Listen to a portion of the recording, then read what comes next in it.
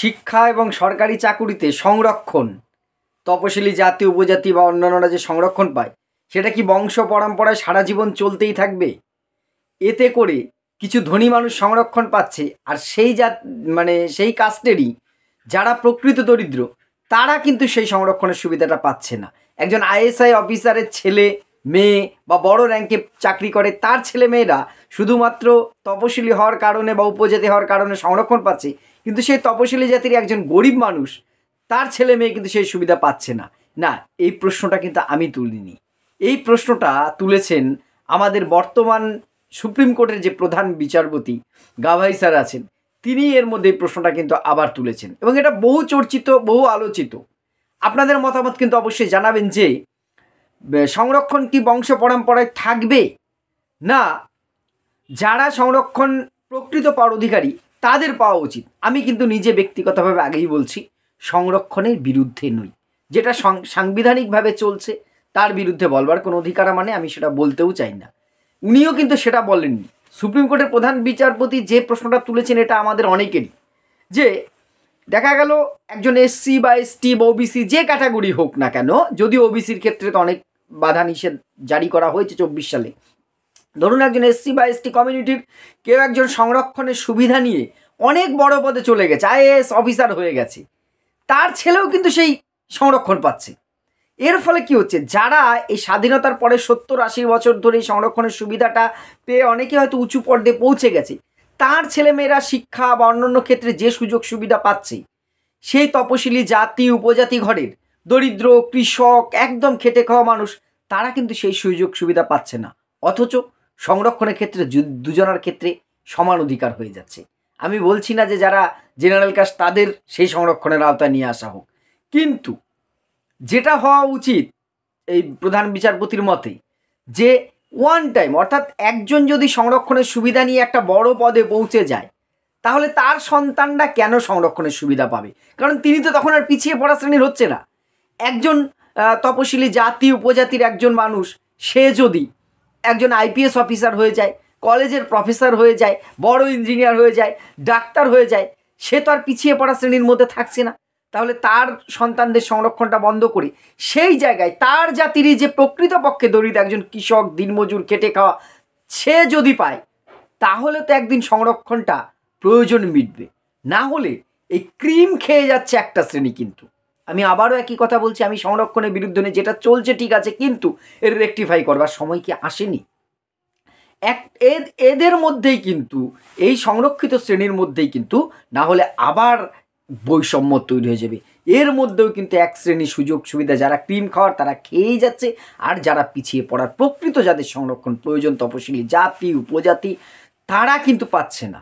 আমি সংরক্ষণ থাকা উচিত কি না উচিত জেনারেলদের সেটা নিয়ে আজকের ভিডিওটা উদ্দেশ্য নয়, তবে সংরক্ষণের ক্ষেত্রে কিন্তু এই যে গাভাই স্যার যেটা বলেছেন ব্যক্তিগতভাবে আমিও মনে করি এরকমটাই হওয়া উচিত। সংরক্ষণটা ওয়ান টাইম হওয়া উচিত, অর্থাৎ আমি যখন সংরক্ষণের সুবিধা নিয়ে একটা জায়গায় পৌঁছে যাচ্ছি তাহলে কিন্তু আমার পরের প্রজন্ম অর্থাৎ আমার সন্তানরা আবার কেন সংরক্ষণ পাবে? কারণ আমি তো তখন একটা মর্যাদার জায়গায় পৌঁছে গেছি, আমি আর পিছিয়ে পড়া শ্রেণীর মধ্যে নই, তাহলে কেন আমার সন্তানরাও সংরক্ষণ পাবে? এতে করে কি হচ্ছে, এই সংরক্ষিত শ্রেণীর মধ্যেও কিন্তু আবার একটা বৈষম্য তৈরি হচ্ছে। সংরক্ষণের ক্ষেত্রে কি মনে হয় না একটা আর্থিক মানদণ্ড থাকা উচিত? যাদের আয় এত আছে, যেমন ইডব্লিউএস এর ক্ষেত্রে করেছে 10%, সেখানে আয় দেখেছে, তাহলে তপশিলি জাতি উপজাতি স্বাধীনতা 70 বছর পরেও কি এদের মধ্যে কিছু মানুষের তো পরিবর্তন হয়েছে, বা এমন আছে প্রথম থেকেই তারা অনেকেই আছে সচ্ছল। আমাদের একজন তপশিলি উপজাতি কমিউনিটি তিনি আজকে রাষ্ট্রপতির পদে পৌঁছে গেছেন, এটা গর্বের। আমাদের মূল নিবাসী যারা আছে তাদের এগিয়ে নিয়ে আসতে হবে, মূল স্রোতে ফিরিয়ে আনবার জন্যই, দীর্ঘদিন যে বঞ্চনা তাদের জন্যই সংরক্ষণ, এবং সেটা এখন অবধি সমাজে এই পরিস্থিতি আসেনি, সংরক্ষণ তুলে দিতে হবে। আমি অন্তত মনে করি না, একজন অসংরক্ষিত শ্রেণীর বা সাধারণ শ্রেণীর হয়েও বলছি, কিন্তু এই সংরক্ষণের ক্রিমটা একটা শ্রেণীর লোক খেয়ে যাচ্ছে। আর একজন সংরক্ষণ এসে শহরে চলে যাচ্ছে, বড় তার লাইফস্টাইল পাল্টে যাচ্ছে, সে তখন প্রাইভেট স্কুলে ছেলেকে পড়াচ্ছে, অনেক সুযোগ সুবিধা পাচ্ছে, তারপরে সে আবার সংরক্ষণের সুযোগটা নিয়ে তার ছেলেকে বা মেয়েকেও চাকরি করে দিচ্ছে বা পেয়ে যাচ্ছেন। প্রকৃতপক্ষে সে যদি সংরক্ষণটা না পায়, সেই সংরক্ষণ কোটায় চাকরিটা কে পেতে পারত? সেই কমিউনিটিরই যে মানুষটা পিছিয়ে আছে, প্রকৃতপক্ষে গরিব তারা পেতে পারতো। তবে তো একদিন এমন আসবে যার হয়তো সংরক্ষণের প্রয়োজন পড়বে না, সেটা আজ না হোক 50 বছর, 100 বছর, 500 বছর পরে হোক। কিন্তু এইভাবে যদি চলে, এই একটা ক্রিম খাওয়া লোক তারা কিন্তু সংরক্ষণের সুবিধা নেবে আর রাজনীতি করে যাবে ওই গরিব মানুষগুলোকে দেখিয়ে যে দেখো এই শ্রেণী এখনও কত পিছিয়ে আছে। আর সত্যি তারা কিন্তু অভাগার মতন চিরদিন পিছিয়েই থেকে যাবে। এর বদল যদি আনতে হয়, সুপ্রিম কোর্টের প্রধান বিচারপতি যে কথাটি বলেছেন, অন্তত আমি ব্যক্তিগতভাবে মনে করি সংরক্ষণটা ওয়ান টাইমই হওয়া উচিত। একবার যদি কেউ সংরক্ষণ নেয়, অন্তত তার পরের প্রজন্ম যেন সংরক্ষণটা না পায়। যদি তারা এস্টাবলিশ না হতে পারে সেরকমভাবে, তারপরের প্রজন্ম আবার পাক। নচেত কিন্তু এই শুধু একটা শ্রেণীর মধ্যে সীমাবদ্ধ থেকে যাবে, পিছিয়ে পড়া শ্রেণীর দিন দিন আরও পিছাবে, আরও বৈষম্য তৈরি হয়ে যাবে। যেটা ওবিসি মামলার ক্ষেত্রে 2024 সালে কিন্তু সুপ্রিম কোর্ট একটা রায় দিয়েছে, ঐতিহাসিক রায়। সেখানে সেই যে 7 জনের সাংবিধানিক বেঞ্চ, সেখানে এই বিচারপতিও ছিলেন যে না, একটা আর্থিক মানদণ্ড দেখা উচিত, অবশ্যই ইকোনমিক দিকটাই মেন হওয়া উচিত, শুধুমাত্র জাতিগত পরিচয়ের ক্ষেত্রে না। যে যদিও সে বিতর্কটা আলাদা, সেটা অন্য কোনো সময় বলবো। আপনাদের কি মনে হয় যারা বিশেষ সুবিধা পেয়ে গেছে? আমার এলাকায় যেমন আমার পরিচিত একজন আছে, একজন মেডিকেল কলেজের প্রফেসর হয়ে গেছে সংরক্ষিত শ্রেণী থেকে। এবার তার সন্তান যদি আবার সংরক্ষণ পায়, সেটা তো গ্রহণযোগ্য নয়। সেই তপশিলি জাতি সংরক্ষণটা অন্য একজন গরিব তপশিলি জাতি পাক, গরিব এসসি পাক।